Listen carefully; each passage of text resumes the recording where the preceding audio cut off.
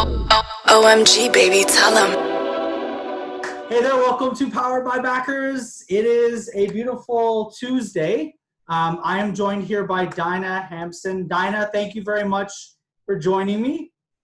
Welcome to the show. I'm happy to be here. Awesome, cool. So I'm going to do a quick little bio. So Dinah, you are a physiotherapist. You're the founder of Pivot Sports Medicine, co-founder of Pivot Dancer.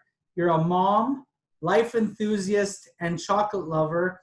And you just told me that you like to read cookbooks, which are behind you.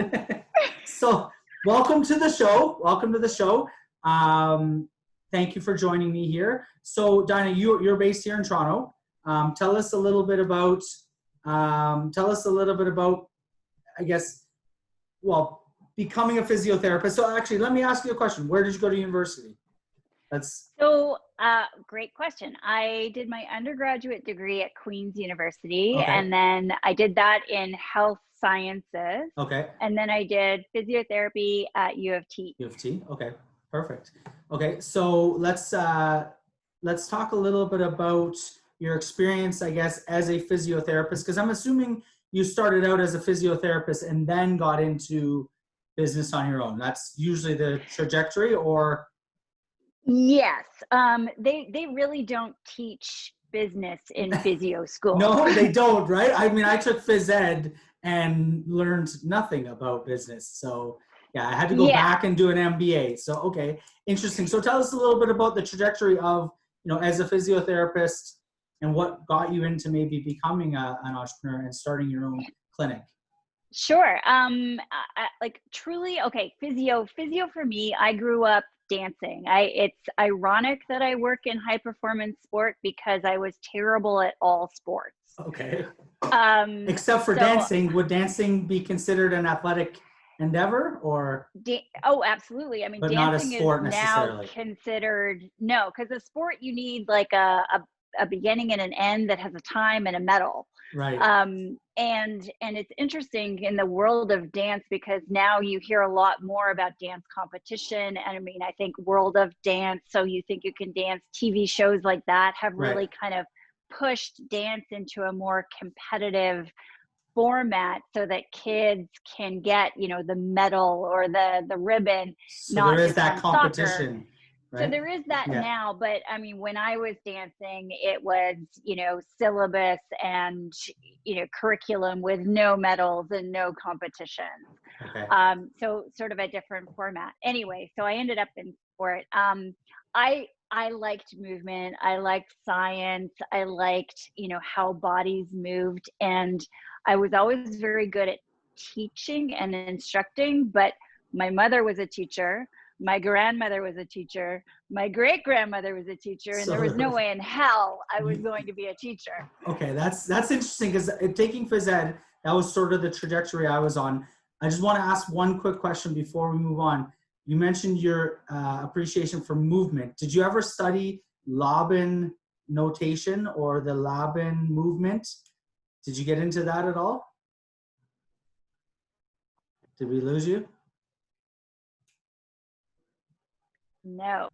Justin, hello? I'm going to check my Wi-Fi just to make sure that my connection, hold on 1 second. Okay. No, it should be fine. Are you familiar with the Laban notation? There's a storm. Okay. No, what is that? It's just, I took movement in university as well. And that was sort of I don't know, it was like twisting. And it was sort of like you're going to make me try to recall 20 years ago in some course in university. Basically, I just remember Laban was sort of like the name. And we were all like, oh my God, who is this Laban guy that spent years like basically articulating forms of movement? So like spiral or like, I don't know. Anyways, yeah, it's making me look terrible on here, but interesting. Yeah. Vector moments and things. Yeah, all that sort of stuff. Yeah, sort of the movement. He was like the grandfather of movement or the father of movement. So anyway, so I just thought you maybe were familiar with it if you mentioned movement, but okay. So you went on from there. So you were looking then what the next steps were. So I looked at, yeah, I mean, I sort of got to the point in dancing where, really you have to decide, are you going to dance professionally or are you not? Right. And for me, my physical facility is not perfectly designed for classical ballet. And a contemporary career would have meant living in an apartment with 10 other people and quite a struggle. And I thought, well, I'm smart. I enjoy science. I know a lot of people in dance who are living in this kind of struggling world, and maybe there's a different avenue for me. So Right. that's when I went to university and I discovered physio, and I thought, well, this is really awesome because you get to teach people to help people move better. They recover from injury. It's very rewarding. Right. And you can travel, right? Physio is a very portable profession. They have it all over the world. It's very easy to float between countries. Okay. And with sport, I ended up working in high performance sports. So I've traveled extensively around the world working in athletics. Right.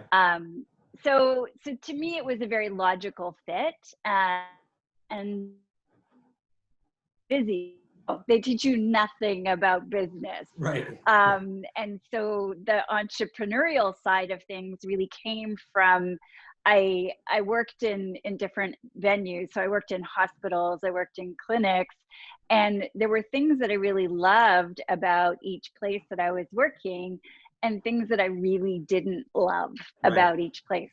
Okay. And so really it was a total fluke how I ended up working for myself, in that essentially an opportunity was thrown in front of me of, hey, I need to move to England and I have this tiny clinic in this sports school, and would you be interested in taking it over? Okay. So my first foray into business was before Pivot. I ran a tiny clinic inside a high performance sports school for 3 years. Okay. And that's how I learned how to, do a bank statement Right. and So the a day-to-day kind of deposit. right. Exactly. Yeah. So it was good because it was kind of like a taste test for, was I interested in doing that? Did I like working for myself? Could I handle the administrative section in addition to the clinical work? And I liked it. Like, I liked being able to make decisions and kind of see where there was a fit for a problem and be like, well, why don't I create the solution? care of that? Of working, I cut my teeth. And then in where I live now in Toronto is the High Park area. And when I opened Pivot, which was 17 years ago, there really wasn't anything in high performance sport, in high performance orthopedics, there was hospital, and there was very, if you were hurt and you needed to walk, like or you needed to kind of recover from a break. Right. Yeah, very rehabby, but not performance.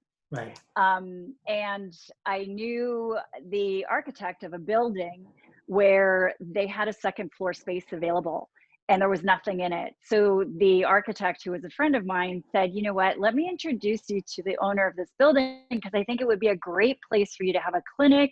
It's walking distance from your house. It's a super active neighborhood. And I knew that there wasn't anything here because for years I was trying to refer athletes places and there wasn't anywhere for them to go. Right. So it was kind of just really fluke that I ended up opening Pivot in a great location in a perfect neighborhood. And it's been so much fun. And 17 years, I'm still here. Awesome. So, I mean, that's obviously 17 years. That's, I would assume you've had significant success to last, a significantly long period of time. Fingers crossed, another 17, right? Another 27. I guess one question, I'm gonna go back for a second. I just thought it'd be interesting. You mentioned physio has sort of that portability or that ability for you to kind of do it remotely or different places. Not necessarily remotely, but What are some of the, I guess, high performance athletes or athletic sort of organizations that you've worked with or for? Just, are there any sort of examples? You're kind of cutting out, I guess. Are you there? Hi, Dinah. Did you hear the question? A little bit. A little bit. No, I was just wondering. Yeah, I was wondering if there was any sort of specific, like, athletes or high performance teams or organizations or activities that you've worked a part of, like maybe the Olympics or other types of organizations. Yeah. Did you catch that? Yes, I did. Okay. So I've done a lot of that. So I did go to the Olympics. Rio was my Olympics. Okay. And then I've also I was at the inaugural Youth Olympics, which was in Singapore. And I think that was my all-time favorite games ever. Okay. And then I've done Pan American Games, VC Games. So I've done a lot of. That's what I was kind of getting at. You probably part of the Canadian. Yeah. Okay. Cool. That's awesome. I figured that you'd probably be a part of the lot.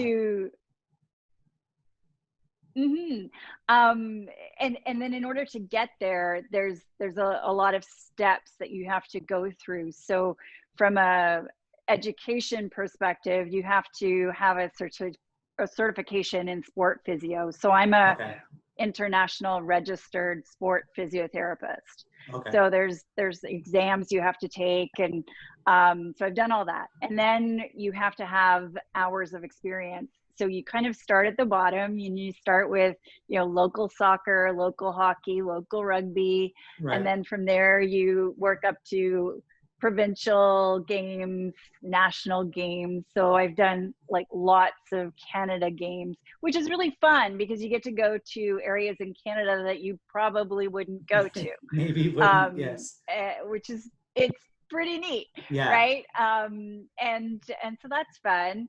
And then once you kind of have done a bunch of national, then you start to hit the international circuit. And I've done a lot of international, which is, I love, because I love seeing the world. And I love that I've been able to work with such a variety of sports. Because Toronto, it's really interesting. We have such a big city and lots of sports going on here, but there's not a lot of Team Canada sports situated here. There's a lot of professional sport here. Okay. So where are they typically situated? All over outside of? Yeah, like soccer and rugby are in Victoria because it's warmer there. Right. Hockey is in Calgary. Because it's colder there. Because it's colder there. Biathlon is in Calgary. Let's see, water polo, synchronized swimming are in Montreal. Judo is in Montreal. There's a lot in Quebec because the funding protocol is a little bit different. Okay. Carded athletes get money from the Canadian government and the Quebec government if they live in Quebec. Oh. So there's a move to Quebec and get a little extra funding, right? Well, it makes sense, right? Yeah. Sailing tends to be Victoria, Nova Scotia, a little bit in Kingston. So they're kind of everywhere. But if you think of Toronto, I mean, there's not a lot of space for amateur athletic venues, facilities, right? Yeah. Mm-hmm.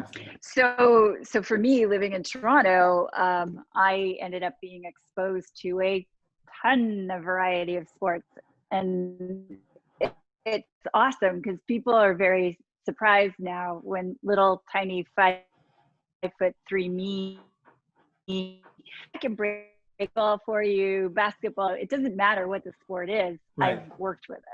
Right. Well, I mean, you've had, so again, I don't want to ask the question. I was going to say, how many years have you been in physiotherapy? But you 17 years with Pivot and a number of years before. So you've obviously seen and done it all. Let me try.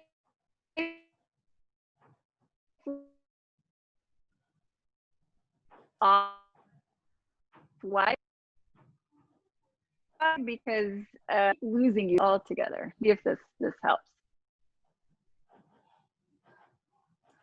Okay. Are you on digital on your phone now? We're now on digital. Yeah, so that might work better. Potentially. See if this works better. Yeah. Okay. My apologies. Yeah, no, it's all good. It's all good.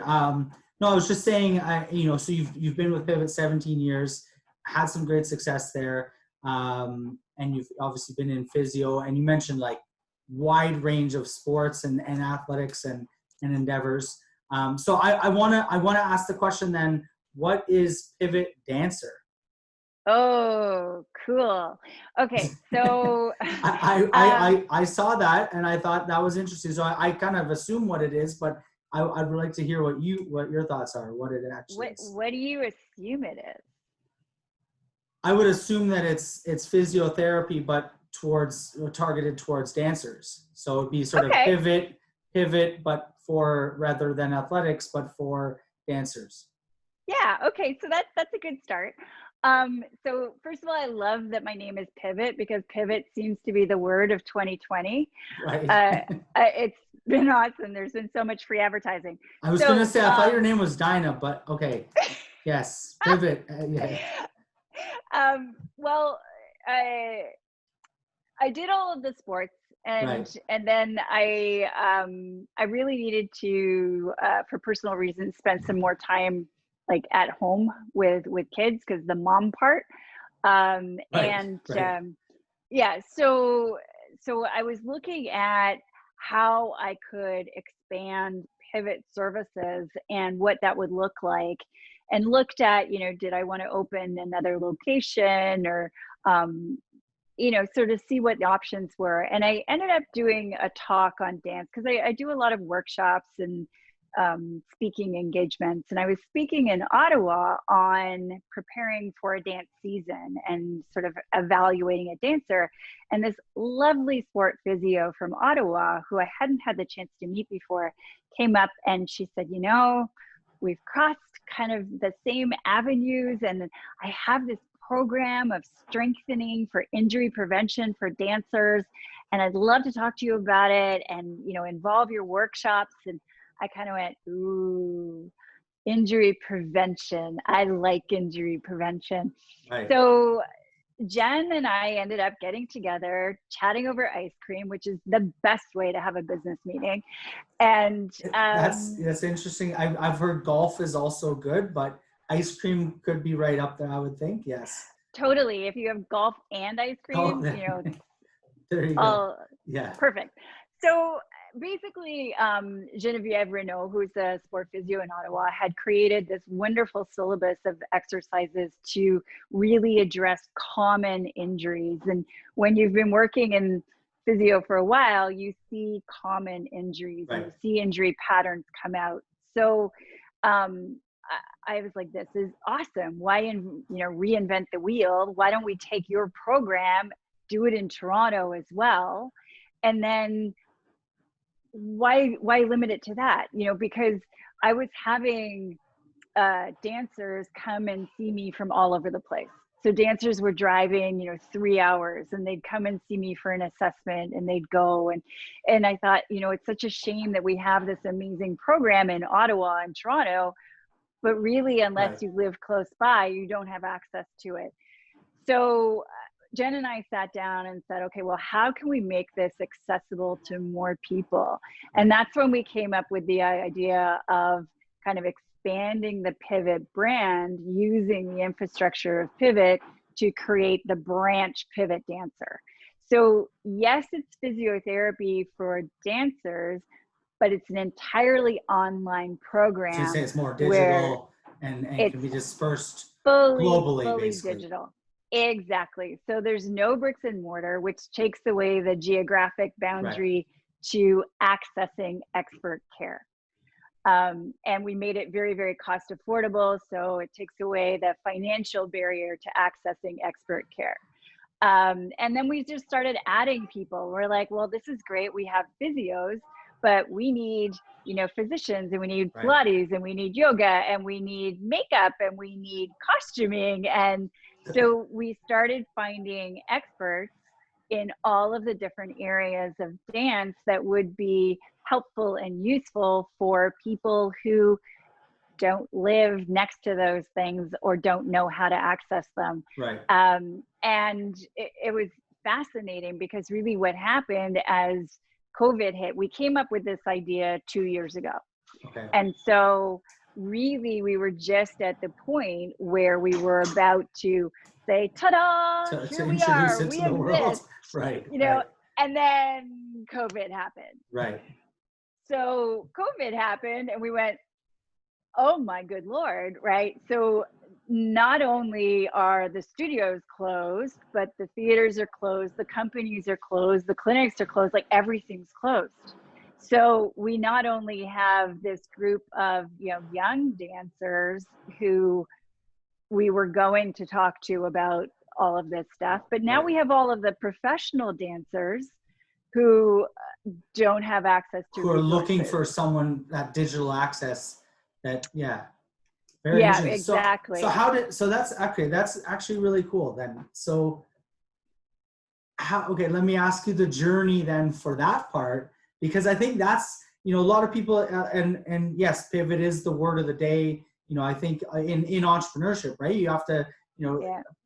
problems arise, or roadblocks, and you have to sort of pivot and figure out, which way the business is going based on, sometimes external forces. But so obviously COVID was, presented a huge opportunity, because now everyone was looking for sort of that digital platform. So tell us a little bit about your experience building the digital platform, because I think that might be something that a lot of people would feel a little intimidated by, sort of, how would you, like, I'll just ask a question. How did you go about starting 2 years ago a digital first platform for physiotherapy? Yeah. And maybe explain the ins and outs. Is it instructional? Is there, sort of interactivity, like something like a Zoom, or, obviously, Hmm. like, yeah, just, I'd love to hear your thoughts on building it and then how it sort of works. That'd be cool to Sure. hear. Okay. So I grew up on the east coast of Canada, and that's Okay. going to, in a nutshell, explain a whole lot about how I work. Okay. So if you've ever been to the east coast of Canada, it's a very friendly, I help you, you help me, Right. because we never know when there's going to be a snowstorm and we can't buy sugar, right? So Okay. really that, Yeah, that's how it that's, works. yeah, yeah. Where in the East Coast? Are you I grew PEI up or in St. Halifax? John St. in John's, Newfoundland. Newfoundland. Okay, wow. But you don't have So an go accent. really far. Yeah. But I was an implant. I'm actually Okay. from New York, and Okay. my parents were British and Quebecois. So I Okay. speak more French than I speak Newfoundlandese. Okay. Okay. Yeah. But so, okay, so how do we develop a digital online platform for somebody who had to learn how to run a business? I asked. So I started calling people, and it's like, I have a friend who's an engineer. I have a friend who's a digital marketing. I have a friend. It's like, who do you know? It's like, I know you. This is what I want to do. I want to build a website. I want to build a subscription of videos that people can go to the Netflix of dance and click on this library. I have no idea how to do this, but do you know somebody who knows how to do this? So I basically leveraged my friends, and Which is I good. worked through them. Yeah, no, that's a great way to get things done. I mean, that's sort of the grassroots way, or, guerrilla tactics of, ask around and get people that to sort of help out, right? So Yeah. okay, so you were able to get this site up and running, and so explain sort of how it functions, I guess. Right? You mentioned Yeah. it's sort of the Netflix, so you've got a Right. collection of video So content. yeah, so that was where we started, was let's build this Netflix of dance, or a collection of video content that can be accessed through an online subscription. So kind of like, back when I was a kid, I would get a subscription to a magazine, the thing with paper that they would send in the mail. Yes. I know, it's like that's I'm not that young. I may, hopefully, I remember magazines. Yes. okay, good. And so it's an online subscription, Right. and we made it very cost affordable, so people can buy a month, they can buy a year, and then they can go in and they can have access to any of the content that's been created.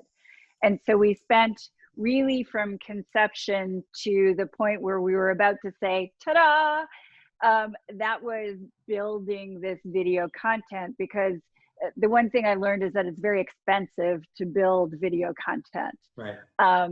So we did it slowly, and we did it kind of as we could afford to personally fund it. Okay. And, you know, I laughed, well, I didn't laugh, I giggled when I read your, you know, funding for the 3-on-3 hockey league, Right. because I was like, well, I could have thought of that, you know, Yeah. having other people contribute to fund it, but we did it ourselves. So Right. we built this library of content and got it to the point where we were going to say, ta-da. And so that was there come February. And Right. then when COVID hit, we knew we had that in place. So for all of the dance world who was stranded, we were able to say, here's a resource. Right. So I feel very fortunate Right. that we had that. Then we layered on top of it, because then that was the pivot point. So Right. that was the, what do we need to do and what more can we do? Right. So studios were, they didn't know what to do.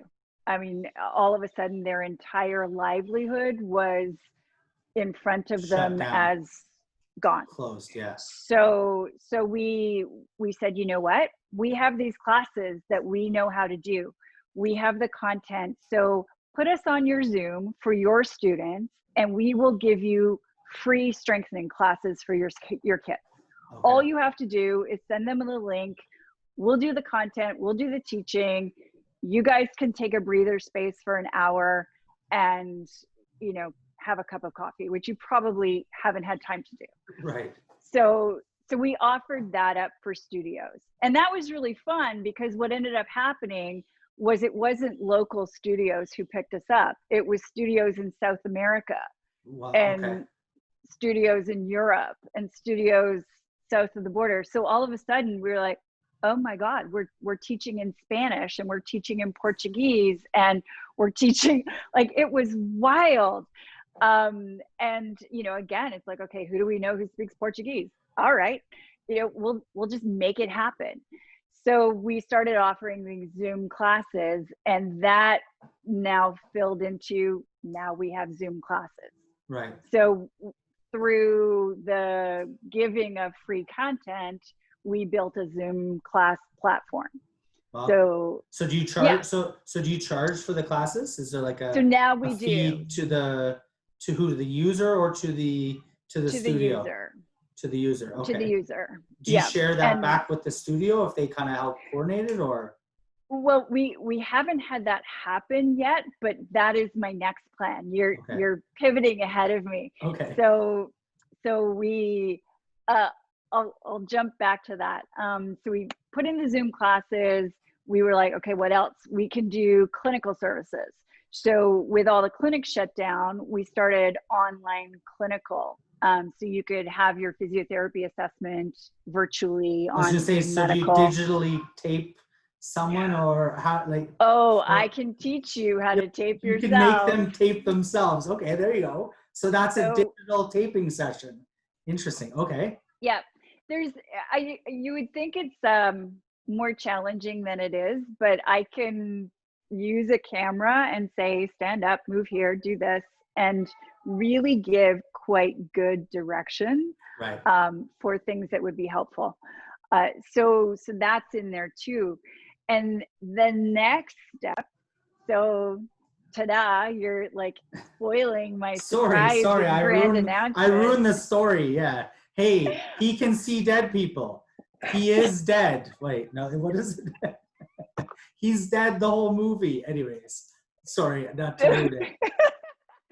So what our intention is, and what I am doing in my meeting with Jen after I hang up from this lovely interview, is we're going to talk about how we can offer studios a passive income stream, so that if students from their studio are registered in our program, which complements the studio training, that we can give some of that money back to the studio. Sort of like an affiliate program.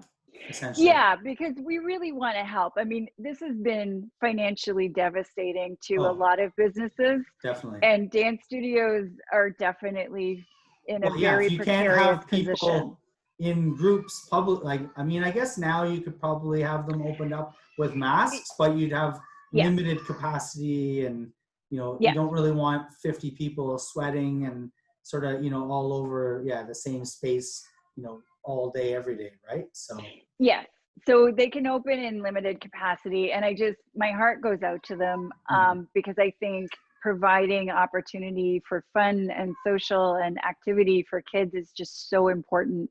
definitely. Uh, so that is our next great step, Very, is very cool. to offer something back to the studios. Very cool. So just to sort of, I'm interested just to kind of go back to the content that you had created. So what was the content that you had created? Was it more like instructional, or what was the content that you were releasing, say, back in February? Yeah, the subscription content is very instructional. So it's like, here's a bar you can do, here's a contemporary warm up you can do, Right. here's a Pilates class you can do, here's how to put on your stage makeup, here's how That's what I to was kind of make getting a into. What are smoothie, the, right, okay. So there was a right? wide range of topics. As you said, you brought in not just sort of the physio and the dance side, but also physicians and, I guess, nutritionists and Yep. makeup and everything. Okay, interesting. So you have like what sort of, I don't know if this would be a count, but like how many hours of content would somebody have Ooh, access to, or that's a minutes? great question. And I don't really know the answer to it because we just went nuts and made a whole Just lot of me, videos.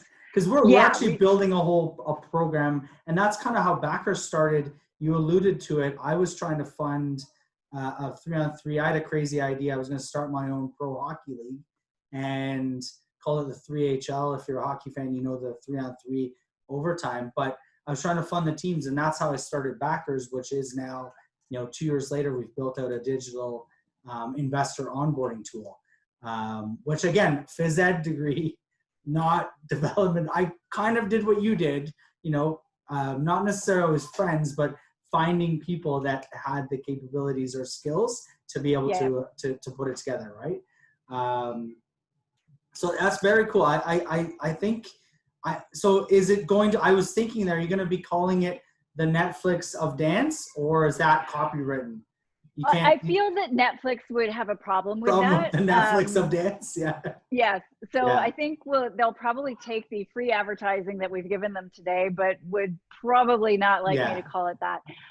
No, it will simply be the subscription. And, I think what's really interesting with adding in the Zoom Medical is we have this lovely, safe, encrypted format where we can do interactive therapy, but also interactive classes. So when, there's a lot available for fitness on the Right. market now. But to get something that isn't going to hurt you, is going to accommodate your injury, is being taught by a healthcare practitioner, and being able to interact on the screen Right. is really quite wonderful, and it works quite well. So I like that we have the watch only, but we also have the interactive component Right. now. Right. So it's interesting. I'm not familiar with all of Zoom, but so is there a Zoom Medical where it's Mm-hmm. even more encrypted, or sort of like Yeah, a so higher standard of encryption, I guess? correct. So there's with healthcare, there's something. Oh, I'm PHIPAA? trying to remember what PHIPAA stands for. But there's rules about Yeah. what layers of encryption you need for securing people's privacy and their Privacy. health, Yeah. Yeah. Privacy. Yeah. which makes sense. It totally makes sense. There's also a Zoom education. Okay. So I know the Board of Education, they have to go through a special Zoom platform as well, which also makes sense. Right. So I like that that's what we use, because I know a lot of the time we're dealing with kids, and I like that we can make sure that our interactions on the internet are secure and safe and private. Yeah, no, it's definitely, it's interesting. So I guess that's news to me, but for anyone out there that's sort of looking at the healthcare space and they're a practitioner and maybe would like to use Zoom, obviously, the Zoom medical would definitely be a good option. Yeah. So Yeah. You can't just, well, I guess you can use normal Zoom, but then yeah. you open yourself up to Oh, all kinds of liabilities. right, So right. Obviously, I think, and I don't know the acronym, but I think it's maybe Patient Health or Public Health, something, Patient Privacy Act or something. yes. I used to work for Osler in Brampton. Oh, okay. Brampton's, yeah, yeah. So I was sort of in the healthcare space at one point, many years Nice. ago. But I was on the business development side, more so in the finance department, to find new revenue streams for the hospital.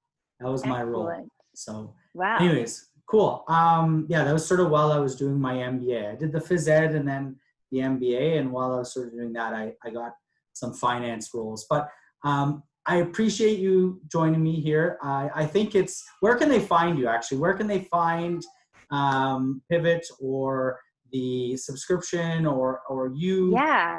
all of those things? All of those things. So Pivot and Pivot Dancer both have websites. So Okay. Pivot is pivotsmo.com and Pivot Dancer is pivotdancer.com. Okay. And the websites are lovely. And if you have feedback, please feel free to give. Right. And then social media, we have become social media darlings, and it's been a lot of fun learning how to use Instagram. I mean, what we do is so visual, so Right. demonstrating exercises. It's Instagram is a perfect platform for us. Yeah. So at Pivot Sport and at Pivot Dancer, we would love to see you on Instagram. We have a ton of fun. We do a lot of live stream. The one thing I've learned, I mean, you would know from interacting with athletes, but athletes are always very generous with their time, and dancers are the same. They're artistic athletes and they are very generous with their time. So, we, like, for Pride Month, we're like, hey, Brooklyn Heights, you want to come on and do something for Pride for us? And Right. she's like, yeah, of course I will. So it's really lovely. We have rock stars in the community who will donate their time and interact with people. So the social media is a lot of fun. So you can find us there. TikTok. I always ask everyone, are you on TikTok? Yeah. So we just started TikTok. Are you having fun with it? Honestly, Justin, nobody wants to see me on TikTok because I am well above the age demographic for TikTok. Right. But we have some youth ambassadors with our program, and they are running our TikTok, and they are fabulous. Nice. So. I did it for a bit way back at the beginning with my two sons. They're 4 and 6, so we had some fun. But yeah, it got old fast for me. I got old. I think I was too old. Yeah, likewise. So cool. Well, so everyone should check you out there. So I appreciate you joining me. I usually end it with one sort of question. I think it's cool. I don't know. I think hopefully it provides value, but I ask everyone sort of, what if there was one word or one kind of piece of advice that you could, if you could go back and talk to a younger you, or somebody else who's kind of coming up, through the ranks or whatever, right? One sort of piece of advice or one word, what would that be? Ooh, I think the one word is believe. Okay. And I say that because dance can be a very negative environment. Okay. And I think what I see in young people having daughters, and even growing up, I compared myself to everybody around me. I think that's in sports too. Obviously dance, there's that purely physical fitness aspect. Sports as well, right? So, and I think that when you're comparing yourself to everybody around you, you get their opinion that influences who you are and what's important to you. And unfortunately, that doesn't let you as an individual develop your specialness and uniqueness and the thing that's going to make you burn and, in a good way, and develop and grow. So I think it's almost stagnating to look to other people for that validation or that opinion. So I would say, as trite as it may sound, believe in yourself. Right. And as hard as that is as a kid, because the influences are so great around you. Right. And with social media and being in it so much, I see it so much. I think they're surrounded by what everybody else is doing. So if you can have the courage to say, this is me and this is what I want, I think that will go miles. Can I ask a follow-up question to that? Sure. So, okay. So if you're working with youth, what would some strategies maybe be to help them to believe? Like what are some things, that you would maybe suggest that maybe a younger person coming through dance or athletics or any sort of endeavor, how can they sort of push away or dispel the negativity around them and kind of believe in themselves? Yeah, I would write down like one sentence a day that is something that was heartfelt positive for them that day. And I mean, not every day has been a ray of sunshine in my life. And I remember days where it's like, okay, what is the positive today? Well, you know what? That flower's really pretty. Right. So it can be so simple as yeah. It can be so simple, but find one thing that is special and unique to you. Right. Write it down so that you have something that you can go back to. And when the days are really dark, or when everybody else seems really mean, or you don't have the right shoes or leotard or hairstyle or whatever the heck it is, right, you can have your list of what's important to you that you can go back and refer to. And I think that is self-validating and an easy, accessible way for people to stay true to their own beliefs. All right. It's interesting that you mentioned that. I actually did that as a kid, sort of in my early teens. Really? So I had a couple, and I remember going back and reading them, and sort of it brings back that, thought of joy. I definitely didn't do it daily, but I had written some notes about, this was a great day and blah, blah, blah. So I can definitely attest that is a great, very, very good piece of advice for especially sort of troubled teens or teens going through it. Yeah. I think every teen is troubled in the sense that, it's a very difficult time, right? A lot is changing around you, you're changing. And so it's interesting to sort of remember those good moments or those good times so that they get you through the dark days. And the other thing, we ended on a positive note, though. No, we are going to totally end it on a positive note. Yeah. I'm going to throw in one little plug on that, because as we created this wonderful team in Pivot Dancer, right, one of the things that we realized is that we have experts who have been through all of this stuff. Right. And so we now have a platform where whoever you are, wherever you are in the world, if there's, I don't know how to manage this situation, if that comes into your world, we now have this plethora of experts who are accessible. And part of what we want to offer is the consult of a conversation. Right. And sometimes it's a parent, sometimes it's a kid, sometimes it's a teacher, but that resource is something very unique and special to us. And I'm very proud that we have that available for people. Right. Yeah, no, that's amazing. Because we'll leave it at that, but I definitely think that's probably very valuable considering what you said was a difficult thing, growing up in dance specifically. Right. And so having that belief, and then having the ability to be able to reach out and get positive guidance from a wide range of experts in various fields would be greatly appreciated, I'm sure. So Dinah, thank you very much. This has been awesome. I wish you all the best of luck as you move forward with Pivot Dancer. As I said, I think that's a really cool name, Pivot Dancer. And because a dancer, I mean, obviously a ballerina is pivoting on the one foot. There's kind of a tie in there, right? So you got that, right? Yeah, there you go. So awesome. Well, Dinah, thank you very much for joining me. Everyone else, this is Powered by Backers, Tuesday, beautiful sunny. As you can see the sun, sorry, this side, I guess, coming in on my face. Have yourselves a great OMG, baby, day. tell 'em.